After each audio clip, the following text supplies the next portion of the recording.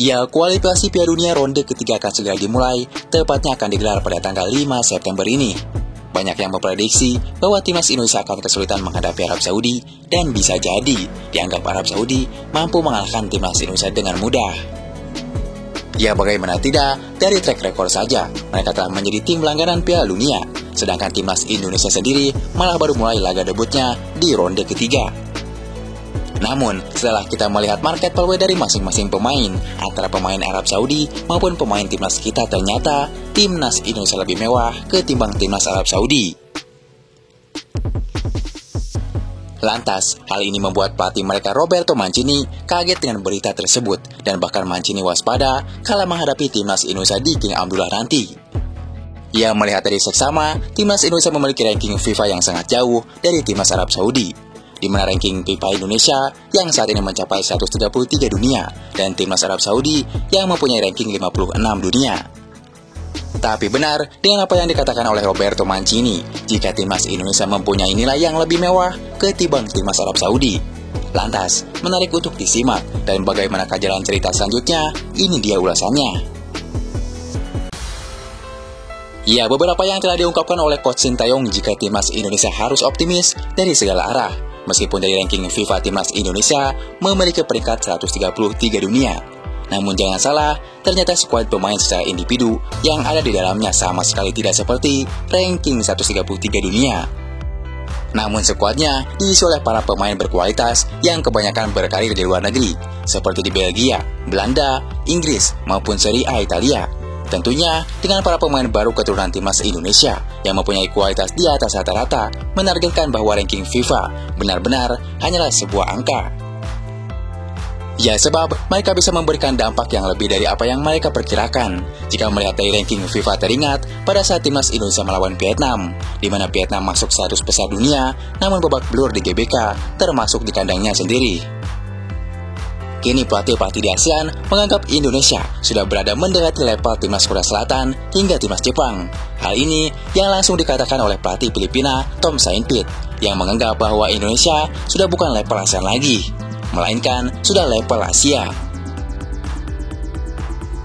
Ya, dengan melihat kemewahan timnas Indonesia yang terlihat lebih mewah dari timnas Arab Saudi, sebuah perbandingan yang jomplang yang membuat Roberto Mancini was-was menghadapi Indonesia, di mana hal itu terlihat dari market pawe masing-masing profil pemain. Bahkan para pemain timnas Arab Saudi semuanya dihuni pemain lokal, berbeda dengan Indonesia yang dihuni para pemain abroad. Hal inilah yang diperhitungkan Mancini saat menjamu Indonesia di markasnya sendiri. Ben zaten bir Türkiye hayranıyım. Burada çalışmak çok büyük bir şans. Galatasaray'da güzel anılarım oldu. Ya, dengan perbandingan timnas Indonesia yang didominasi lebih mewah ketimbang Arab Saudi jelas ini membuat pelatih mereka Roberto Mancini terang-terangan mewaspadai skuad timnas Indonesia. Meskipun pasukan dari Roberto Mancini ini menjadi unggulan pada saat melawan timnas Indonesia nanti, apalagi mereka bermain di kandang. Tapi jangan disangka, dengan Coach Sintayong yang memiliki kedalaman skuad yang secara individu tentu mampu memaksimalkan pertandingan dengan mengalahkan Arab Saudi. Ya, dengan kedalaman skuad Indonesia yang lebih mewah dari Arab Saudi, membuat pelatih timnas Indonesia Coach Sintayong juga tak menganggap remeh tim lawan. Ia justru akan bermain maksimal, meskipun nama pemain kiper timnas yang baru saja diresmikan oleh FIFA bisa bermain untuk timnas Indonesia. Namun, Martin Paes masih belum bisa membela timnas Indonesia pada laga perdana melawan Arab Saudi. Ya, terlambatnya mendaftarkan pemain sehingga Martin Paes hanya bisa melihat kawannya bermain di Arab Saudi nanti.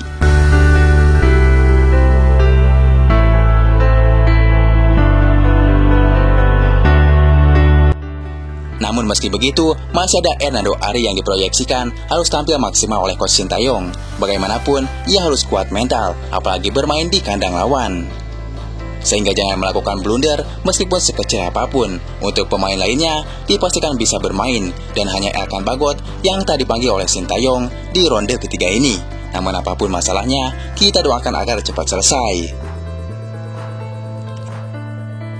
Ya, jadi itulah tadi bagaimana Roberto Mancini yang keheranan dan tak menyangka bahwa kedalaman skuad timnas Indonesia lebih mewah ketimbang timnas Arab Saudi. Menarik dinantikan laga tersebut.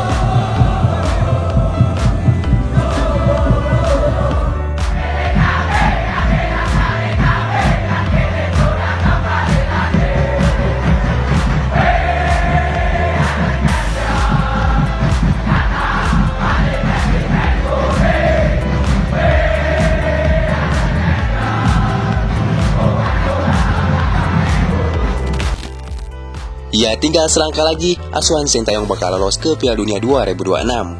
Sekarang ini sudah dipikirkan Sintayong secara detail, bagaimana caranya Indonesia harus bisa lolos ke turnamen paling bergengsi di seluruh dunia tersebut.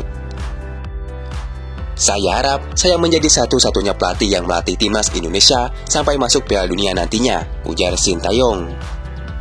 Ya, harapan tersebut bukan cuma mimpi dari Sintayong saja, namun juga mimpi 280 juta fans timnas Indonesia di penjuru Nusantara. Betapa bahagianya masyarakat Indonesia jika harapan tersebut menjadi kenyataan.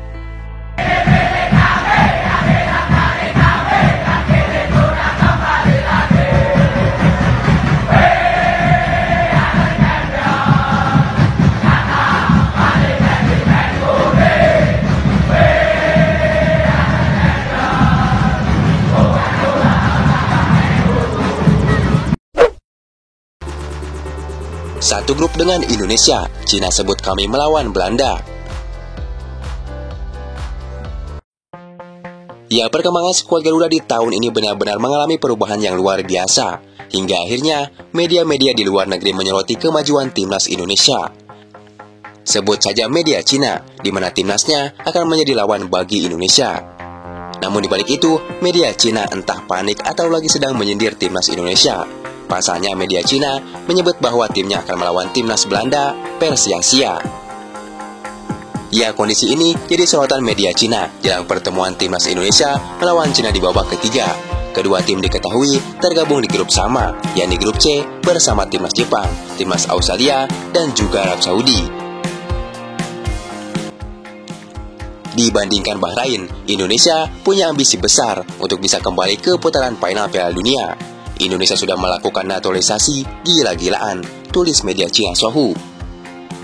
Kemudian media Cina juga menyebut, mereka secara komprehensif meningkatkan susunan pemain lapangan depan, gelandang, bek dan penjaga gawang menjadi tim Belanda sia-sia, ujar media Cina.